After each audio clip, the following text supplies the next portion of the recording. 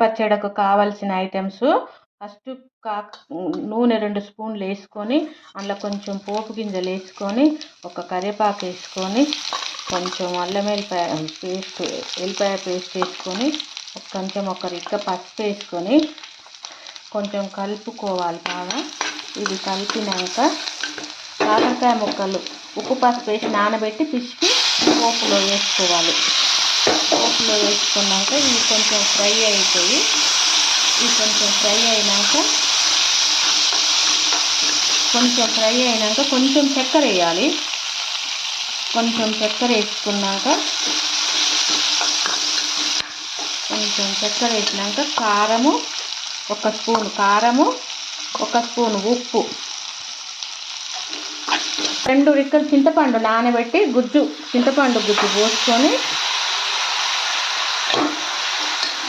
కొంచెం దగ్గరికి మంచిగా ఉడికితే వారం రోజులైనా నిల్వ ఉంటుంది. కాకరకాయ పచ్చడి ఆరోగ్యానికి చాలా మంచిది.